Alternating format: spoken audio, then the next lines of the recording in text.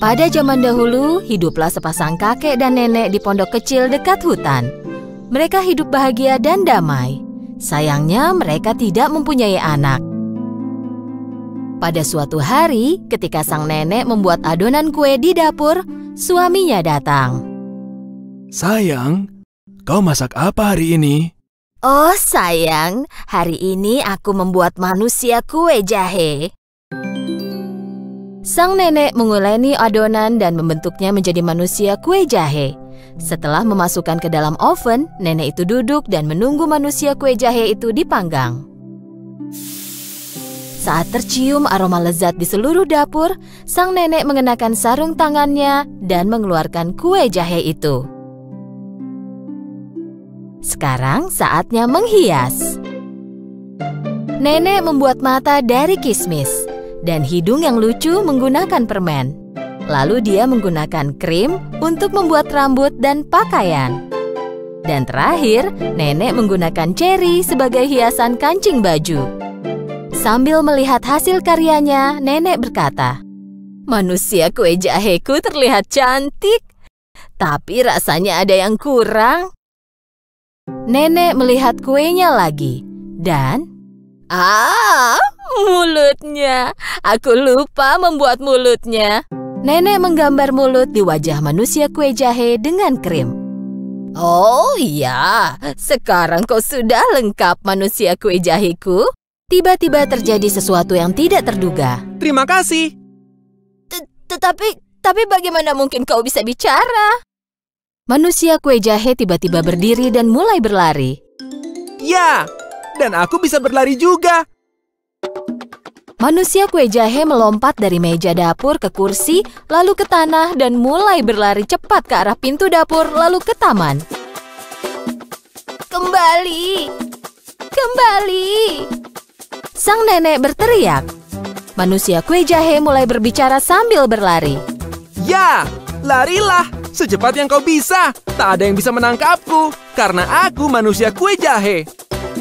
Sang nenek pergi ke taman dan mulai berlari mengejar manusia kue jahe. Kakek melihat keluar jendela dan melihat istrinya berlari lalu berteriak. Hei, kau mau lari kemana? Sang nenek menjawab suaminya sambil berlari. Manusia kue jaheku melarikan diri. Aku mencoba menangkapnya. Sang kakek kebingungan. Nenek terus berlari, tetapi manusia kue jahe sangatlah cepat. Rasanya mustahil bisa menangkapnya. Tak lama kemudian manusia kue jahe melewati sebuah peternakan. Sapi yang merumput melihatnya. Kuenya terlihat enak. Aku harus menangkap dan memakannya. Sapi itu juga mulai berlari mengejar manusia kue jahe. Tunggu, jangan lari. Aku akan memakanmu. Ya, larilah secepat yang kau bisa. Seorang nenek juga mencoba menangkapku, tapi tak ada yang berhasil karena aku manusia kue jahe. Sang nenek dan sapi berlari mengejar manusia kue jahe. Dan kali ini, seekor babi melihat manusia kue jahe itu. Manusia kue jahe, cocok dengan lidahku. Tunggu, akan kutangkap kau. Manusia kue jahe menjawab sang babi sambil berlari. Ya, larilah secepat yang kau bisa. Seorang nenek dan seekor sapi juga mencoba menangkapku. Tapi tak ada yang berhasil karena aku manusia kue jahe. Saat berlari, manusia kue jahe di depan, disusul nenek, sapi, dan babi. Seekor ayam yang sedang mencari makanan melihat manusia kue jahe. Pak, itu harus jadi makan siangku. Jadi ayam pun ikut mengejar. Larilah sepuasmu, manusia kue jahe. Aku akan menangkapmu. Pak. Ya, larilah secepat yang kau bisa. Seorang nenek, seekor sapi, dan babi tak bisa menangkapku. Tidak juga kau. Tak ada yang bisa, karena aku manusia kue jahe. Manusia kue jahe berlari paling depan disusul oleh nenek, sapi, babi, dan ayam. Mereka semua terus berlari. Tetapi manusia kue jahe semakin jauh di depan yang lain. Manusia kue jahe sangat senang dan bangga akan dirinya sendiri. Aku adalah manusia kue jahe tercepat dan terpintar di dunia. Iya, itulah aku. Tidak ada yang dapat menangkapku karena aku manusia kue jahe. Saat ia memandang jauh ke depan, manusia kue jahe melihat bahwa dia menuju ke sebuah sungai. Dan dia berhenti, karena dia tahu bahwa air bisa membuatnya hancur. Oh, tidak. Sekarang bagaimana? Nenek, sapi, babi, dan ayam semakin dekat sekarang. Tepat saat itu, seekor rubah licik muncul dari balik pohon. Aku bisa berenang. Jika kau mau, aku bisa membantumu. Manusia kue jahe berpikir, Bagaimana jika kau nanti memakanku? Kau tak perlu khawatir. Aku tak ingin memakanmu. Aku hanya ingin membantumu menyeberang. manusia kue jahe percaya kepada rubah licik itu dan melompat ke atas ekornya, lalu berpegangan sekuat mungkin. Rubah melompat ke sungai dan mulai berenang. Sementara itu, nenek, sapi, babi, dan ayam tiba di tepi sungai dan melihat manusia kue jahe menyeberangi sungai di atas punggung seekor rubah. Mereka melihatnya pergi dengan tak berdaya, karena tahu bahwa mereka tak bisa menangkapnya lagi. Sungai mulai bertambah dalam dan airnya mulai naik. Hei, rubah, naikkan ekormu. Aku hampir saja basah. Naiklah ke atas punggungku, lebih aman di sana. Manusia kue jahe melompat ke punggung rubah. Mereka berenang, tetapi air sungai bertambah dalam. Punggung rubah mulai tenggelam di dalam air. Aku takut kau akan basah. Kenapa tak lompat ke atas kepalaku? Di sana lebih tinggi. Manusia kue jahe naik ke kepala rubah. Rubah melanjutkan rencana dan membenamkan kepalanya ke dalam air. Airnya naik semakin tinggi. Kenapa kau tak naik ke atas hidungku? Di sana lebih tinggi. Manusia kue jahe naik ke atas hidung rubah. Tepat saat mereka akan mendekati tepi sungai, rubah menggoyangkan hidungnya dan melempar manusia kue jahe ke udara, lalu membuka mulutnya. Manusia kue jahe akan jatuh ke dalam mulut rubah dan rubah akan memakannya. Tapi gagal.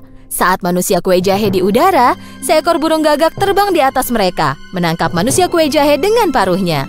Rubah hanya berdiri melihat hal itu dengan mulut terbuka.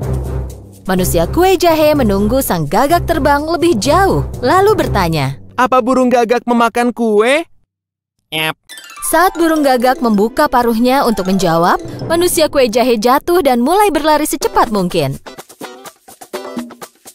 Ya, larilah secepat yang kau bisa. Seorang nenek, seekor sapi, babi, ayam, rubah, dan burung gagak juga mencoba menangkapku. Tapi tak ada yang berhasil karena aku manusia kue jahe. Manusia kue jahe terus berlari dan tidak berhenti. Jika kau melihat manusia kue jahe melewatimu sambil berlari, jangan coba untuk menangkapnya. Karena dia adalah manusia kue jahe, dan tak seorang pun yang berani menangkapnya.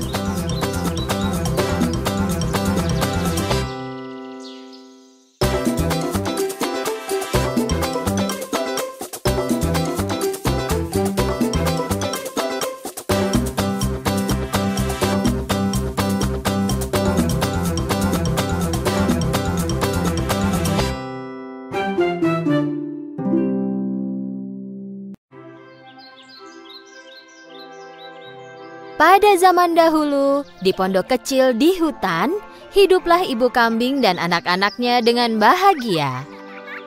Anak-anak kambing itu sangatlah lucu. Mereka terlihat seperti mainan. Ibu kambing, seperti ibu lainnya, mencintai anak-anaknya. Dia melindungi mereka dari hewan liar di hutan.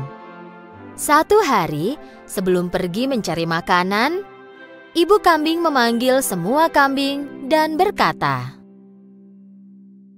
"Anak-anakku sayang, aku akan pergi ke hutan. Jangan bukakan pintu untuk siapapun. Jika serigala masuk ke rumah, dia akan memakan kita semua hidup-hidup. Dia sangat licik, dia akan menyamar menjadi apapun dan mencoba menipu kalian." Jadi bagaimana kami akan mengenalinya? Serigala bersuara serak dan aku punya suara yang lembut dan indah. Jadi kau bisa segera mengenalinya dari suaranya yang berat dan serak. Saat akan pergi, ibu kambing ingat satu hal. Dia berbalik ke anak-anaknya. Satu lagi, kaki serigala berwarna hitam dan aku putih. Kalian juga bisa mengenalinya dari kakinya. Jangan khawatir, Bu. Kami bisa menjaga diri sendiri. Kami bisa diandalkan. Ibu kambing mencium anak-anaknya satu persatu, lalu pergi ke hutan. Serigala mengawasi mereka dari jauh. Ketika dilihatnya ibu kambing pergi, dia menunggu sebentar, lalu datang ke pintu pondok. dan mengetuk pintunya.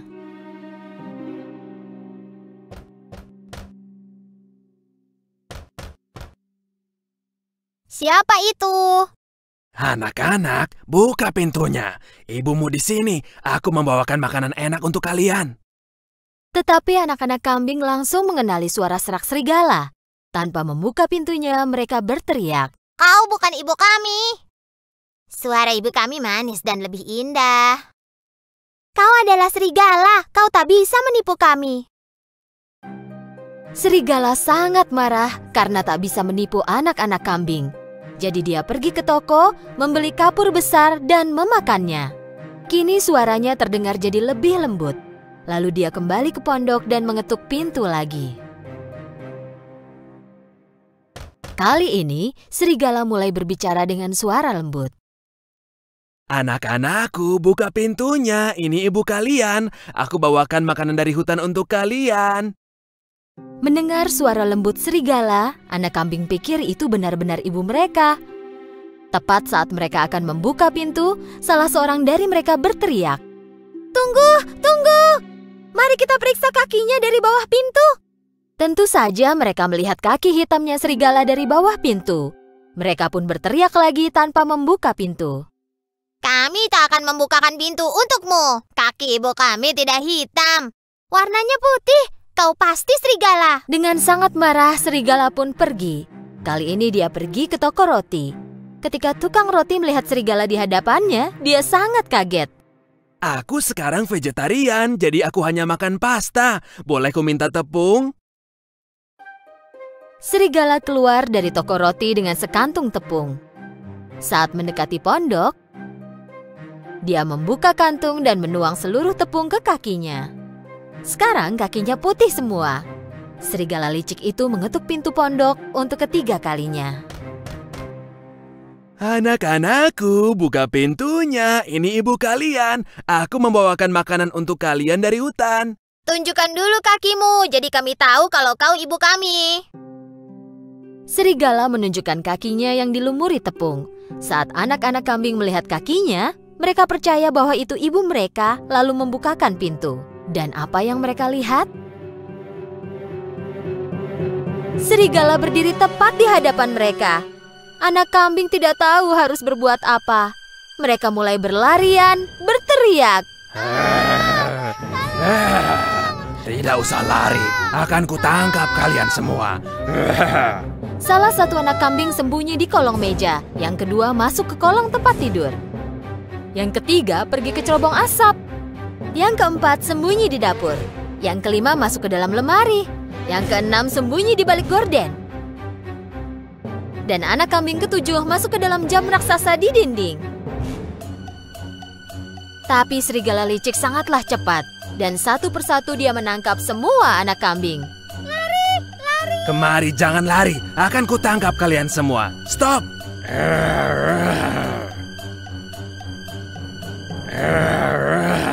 Satu-satunya yang tidak dapat dia temukan adalah kambing yang bersembunyi di dalam jam.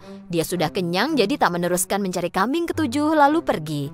Ada halaman besar tak jauh dari pondok itu. Serigala berbaring di bawah pohon dan mulai tidur. Dan mendengkur.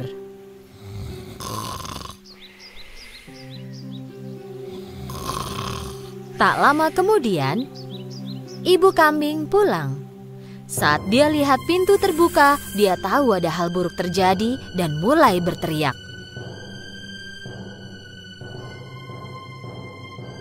Ah, anak-anakku! Saat masuk, ibu kambing terkejut. Meja dan kursi terbalik, gorden robek, tempat tidur berantakan, bantal dan sprei tergeletak di lantai. Ibu kambing mencari anak-anaknya tapi tak menemukannya. Dia mulai meneriakkan nama mereka satu persatu, tapi tak seorang pun yang menjawab. Akhirnya, nama anak terakhir pun dipanggil, dan dia mendengar suara bernada tinggi. Aku di dalam jam besar, Ibu. Ibu kambing berlari ke jam besar dan mengeluarkan anaknya. Ibu kambing dan anaknya berpelukan. Anak kambing itu mulai bercerita sambil menangis. Serigala datang menyamar. Kami pikir itu ibu, lalu membukakan pintu. Dia memakan semua saudaraku.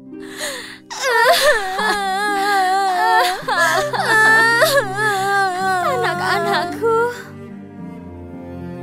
Ibu kambing sangat marah. Dia menangisi anak-anaknya. Dengan satu anak yang tersisa, dia berjalan keluar dan menuju ke halaman. Kemudian mereka melihat serigala tidur di bawah pohon. Serigala mendengkur keras sehingga membuat cabang pohon bergoyang.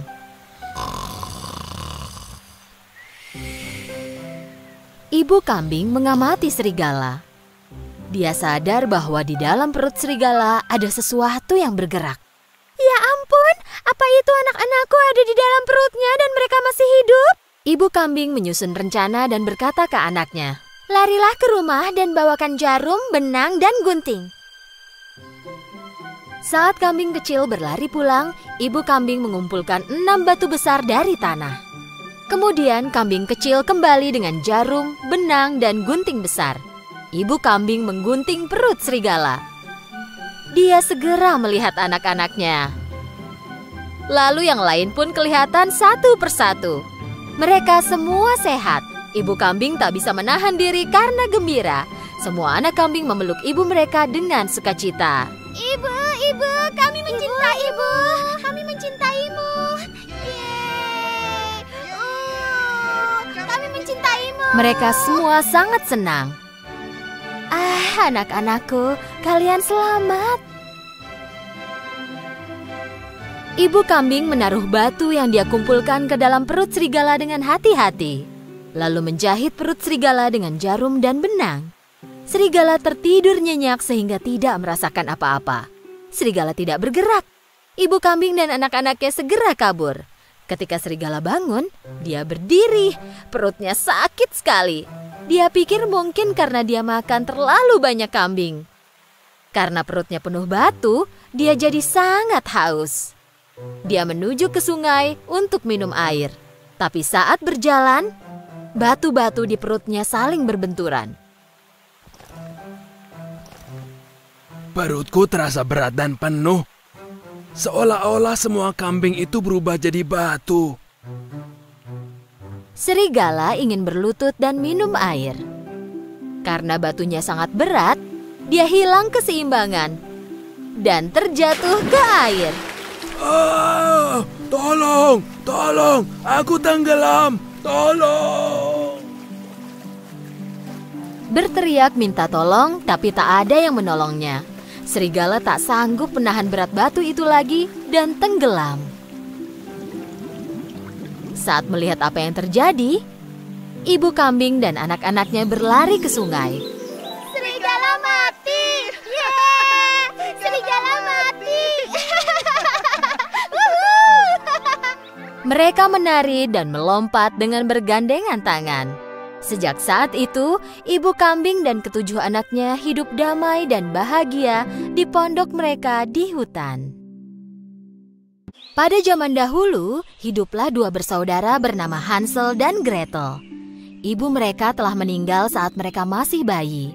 Mereka tinggal bersama ayah mereka di sebuah pondok di hutan. Ayah mereka mencoba bekerja sebagai penebang kayu dan merawat kedua anak itu secara bersamaan. Beberapa tahun berlalu dan karena kesulitan untuk bekerja sambil mengurus 2 anak sekaligus, ayah mereka memutuskan untuk menikah lagi. Istri baru penebang kayu ini berasal dari keluarga kaya dan dia membenci kenyataan bahwa suaminya miskin dan dia harus tinggal di pondok tua reyot di dalam hutan. Ditambah lagi dia sangat tidak menyukai anak tirinya. Pada suatu malam di musim dingin, ketika mereka akan tidur, Hansel dan Gretel mendengar ibu tiri berbicara kepada ayah mereka. Bagaimana kita melewati musim dingin ini? Kita tak punya cukup makanan. Jika kita tidak menyingkirkan kedua anak ini, kita semua akan mati kelaparan. Ayah mereka menentang ide itu dengan marah. Tak perlu bertengkar. Aku putuskan besok kita bawa mereka ke dalam hutan dan tinggalkan mereka di sana. Mendengar itu semua, Gretel mulai menangis.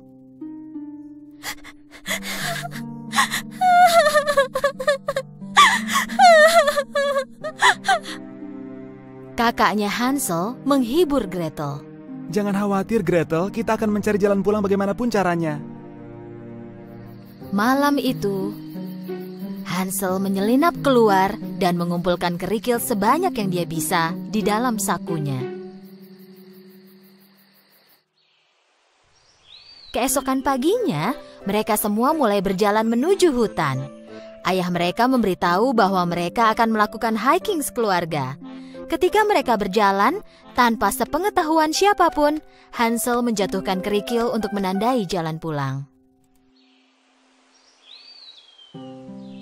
Di sore harinya, ayah dan ibu tiri mereka menyalakan api unggun dan memberitahu bahwa mereka akan segera kembali. Mereka berjalan pergi dan hilang di antara pepohonan. Tentu saja, mereka tidak pernah kembali.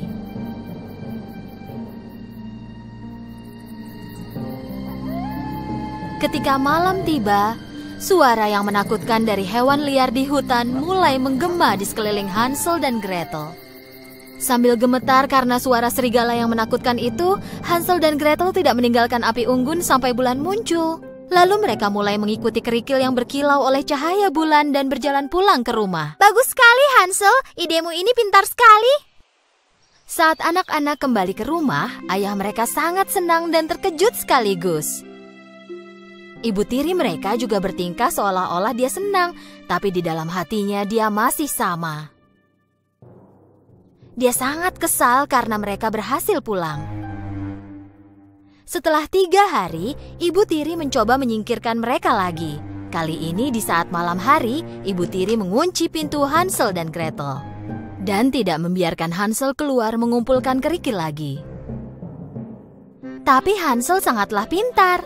Saat mereka berjalan ke hutan keesokan paginya, kali ini Hansel menjatuhkan remah-remah roti yang dia simpan di sakunya pada malam sebelumnya, dan sekali lagi membuat jejak untuk jalan pulang.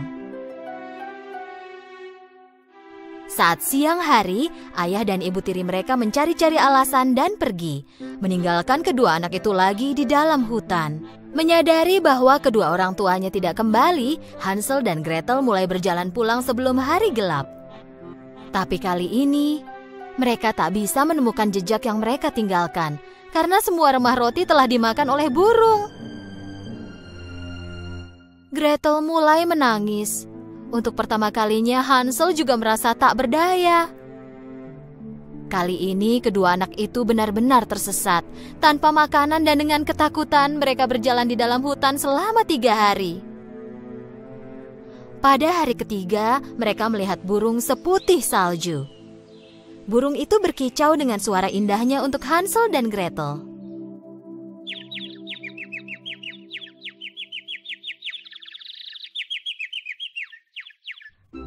Mereka jadi lupa akan rasa lapar untuk sesaat dan mulai mengikuti burung itu. Burung itu membawa mereka ke sebuah rumah yang terlihat lucu. Dinding rumah itu terbuat dari roti. Atapnya terbuat dari kue dan jendelanya terbuat dari permen dan dilapisi dengan krim warna-warni di seluruh permukaannya. Hansel dan Gretel tak bisa mempercayai apa yang mereka lihat. Rumah itu terlihat sangat lezat. Kedua anak itu lupa akan rasa lelah mereka dan mulai berlari ke arah rumah itu. Baru saja mereka akan memakan sebagian dari rumah itu, mereka mendengar suara dari dalam. Oh! Siapa yang mau memakan rumahku? Mereka melihat seorang wanita tua yang mungil dan manis berdiri di pintu. Saat Hansel dan Gretel memberitahu wanita itu apa yang terjadi, ia merasa kasihan dan membiarkan mereka masuk. Bagian dalam rumah itu sangat berbeda dengan bagian luarnya. Ruangannya gelap, menakutkan, dan terasa ada sesuatu yang salah. Tapi karena mereka sangatlah lelah dan lapar, kedua anak itu tidak terlalu memedulikannya. Wanita tua itu membawakan berbagai jenis makanan untuk mereka, dan kedua anak itu makan dengan sangat lahap. Malam itu, mereka tidur di tempat tidur paling empuk yang pernah mereka lihat. Saat mereka terbangun di pagi hari, wanita tua itu tidak ada di sana. Mereka berdua mulai melihat sekeliling. Di ujung koridor, mereka melihat sebuah pintu kecil. Ketika mereka membuka pintu itu, ada banyak kotak yang penuh dengan emas dan harta di dalamnya. Hansel dan Gretel sangat terkejut. Hansel ingin masuk dan melihat lebih dekat. Tiba-tiba mereka mendengar suara wanita tua itu lagi. Dan apa yang kau lakukan? Ketika berbalik, kedua anak itu berhadapan dengan penyihir yang berdiri di depan mereka. Ternyata, wanita tua itu adalah penyihir yang mengarahkan anak-anak ke tempatnya yang berbentuk rumah berlapis kue dan permen. Kedua anak itu mencoba melarikan diri tapi pintunya terkunci. Penyihir menarik rambut Hansel dan menguncinya di dalam kurungan. Lalu dia menyeret Gretel ke dapur.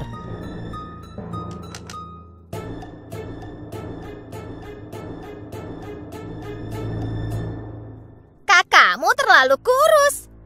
Masaklah makanan untuknya dan buat dia jadi gemuk. Saat badannya berisi, dia akan jadi makanan yang lezat untukku. Tapi jangan coba-coba makan apapun. Semua makanan itu hanya untuknya.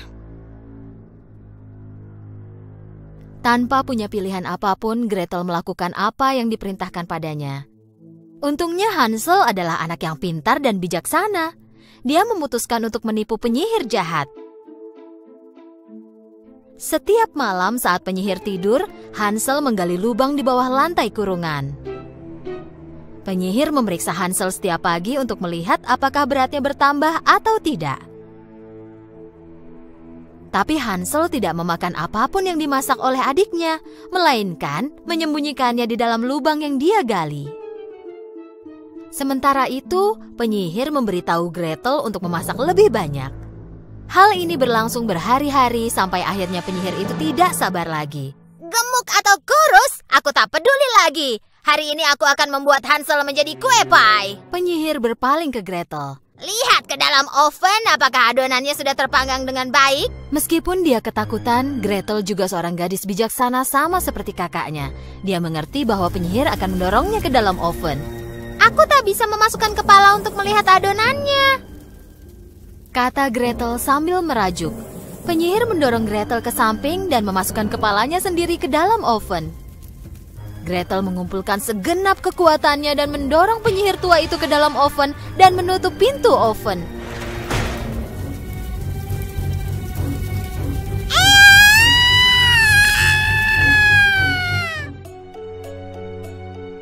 Gretel tahu tempat penyihir itu menyembunyikan kunci. Gretel langsung berlari dan membebaskan Hansel dari kurungan. Api dari oven menutupi seluruh rumah. Hansel dan Gretel melarikan diri dari rumah yang terbakar itu menuju hutan. Tapi mereka tidak tahu hendak pergi kemana. Tak berapa lama mereka tiba di sebuah sungai. Seekor angsa raksasa membawa mereka satu persatu menyeberangi sungai itu. Kedua anak itu melihat sekeliling dan tiba-tiba mereka menyadari di mana mereka berada. Mereka berlari ke rumah secepat mungkin. Ketika melihat anak-anaknya, sang ayah sangat senang. Dengan air mata bahagia, dia menjelaskan bagaimana ibu tiri mereka telah pulang ke rumah orang tuanya setelah mereka meninggalkan anak-anak itu di hutan. Dan betapa sang ayah menyesal atas semua perbuatannya dan tak peduli betapa keras dia mencari anak-anaknya, dia tak dapat menemukan mereka. Kedua anak itu sangat mencintai ayah mereka, sehingga mereka memaafkannya. Tapi kejutan lain menunggu ayah mereka. Hansel dan Gretel merogoh saku mereka, lalu mengeluarkan emas dan berlian yang mereka temukan di rumah penyihir. Ayah mereka tak percaya pada apa yang dilihatnya. Semua masalah yang pernah dialami keluarga mereka sudah teratasi. Dan mereka hidup bahagia selamanya.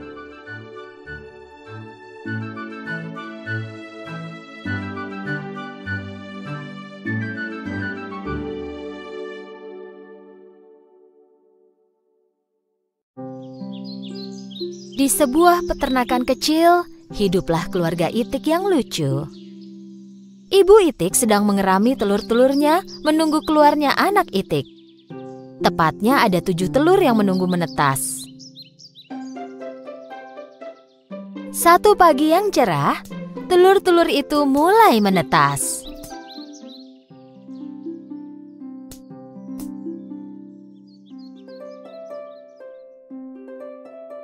Anak itik mulai beradaptasi dengan dunia baru. Mereka bersuara dan berjalan mengelilingi ibu itik. Namun, telur terakhir masih belum menetas dan ibu itik mulai khawatir. Dia pikir mungkin ada yang salah. Dia memutuskan menunggu sebentar lagi. Dan akhirnya, telur ketujuh dan terakhir pun menetas. Dengan kebingungan, anak itik malang itu mulai melihat berkeliling. Dia tak tahu bahwa ibu itik dan saudaranya yang lain lebih kebingungan lagi. Karena itik ini terlihat unik dan tidak mirip dengan saudara-saudaranya. Badannya lebih lebar dan bulunya berwarna abu-abu dan putih. Anak itik lain mulai mentertawakannya. Kau anak itik buruk rupa, kau tak mirip dengan kami. Aku tak mengerti, kenapa kau tak mirip dengan saudara-saudaramu? Buruk Buruk rupa, rupa, buruk rupa, buruk rupa, buruk rupa.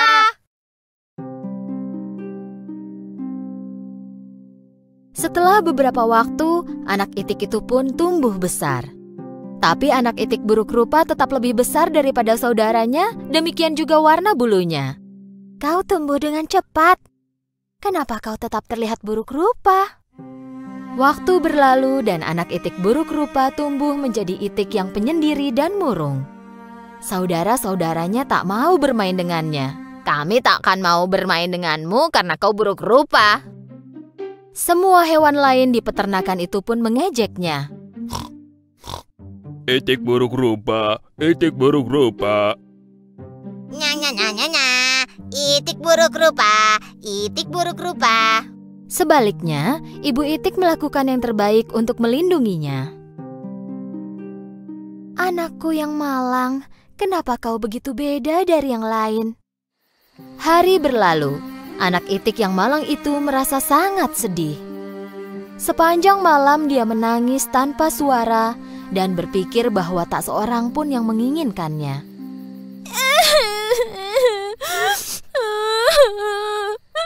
Kenapa aku buruk rupa?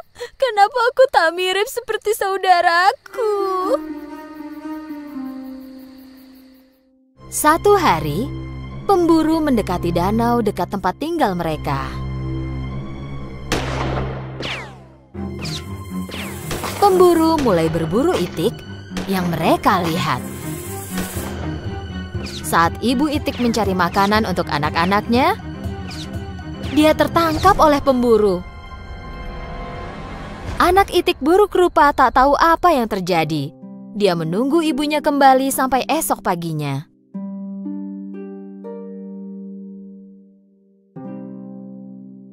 Anak itik yang malang itu tak tahu harus berbuat apa.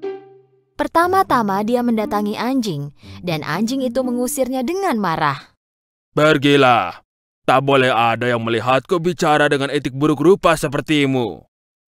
Kemudian itik buruk rupa mendatangi ayam. Tapi ayam juga mengejeknya. Bahkan aku pun terlihat lebih baik darimu. Bak, bak, bak. Itik buruk rupa sangat sedih. Tak seorang pun menginginkanku di sini. Jika ibuku tak kembali, tak ada alasan lagi untukku tinggal di peternakan ini.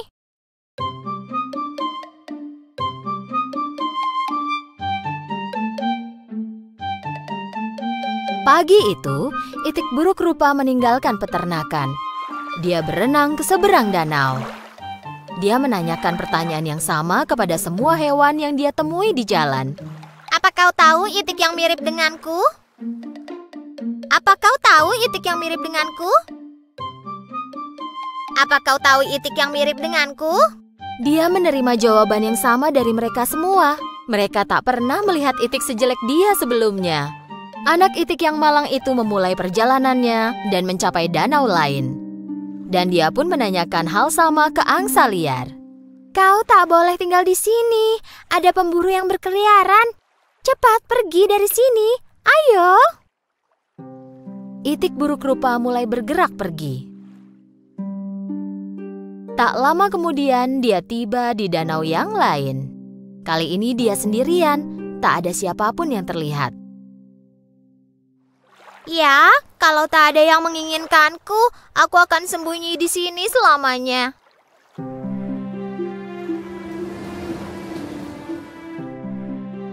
Meskipun sendirian, dia sangat bahagia. Suatu hari, dia melihat sekelompok burung berleher panjang putih bermigrasi ke selatan. Dia melihat mereka dengan kagum. Mereka cantik sekali. Kuharap aku bisa seperti mereka. Musim dingin datang dan salju mulai turun. Itik buruk rupa jatuh cinta dengan pemandangan salju pertamanya. Dia bermain-main sambil ditutupi salju putih. Karena salju yang tebal, itik buruk rupa kesulitan menemukan makanan. Jadi dia pergi mencari makanan. Dia kedinginan dan kelelahan. Sementara itu, dia bertemu seorang petani. Petani merasa iba dan memberikan jaketnya. Kau makhluk malang pasti kedinginan. Aku akan membawamu pulang dan merawatmu sampai besar.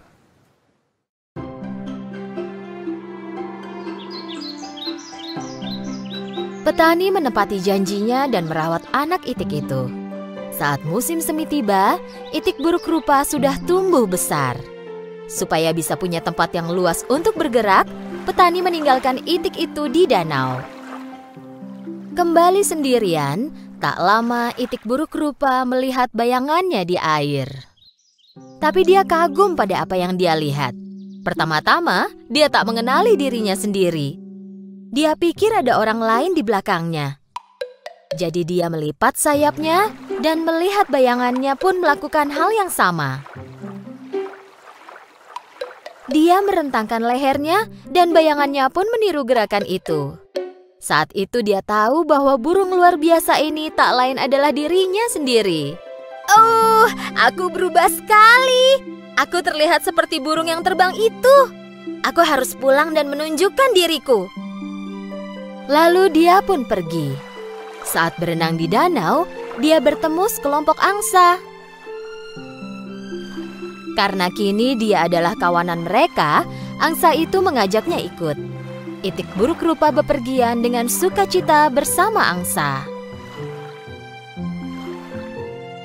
Seorang anak di tepi danau berteriak kepada temannya saat melihat sekelompok angsa. Hei, lihat angsa muda yang ada di belakang. Itu angsa tercantik yang pernah kulihat. Ya, dari awal dia memang adalah seekor angsa. Dia hanya telur malang yang tercampur bersama telur itik.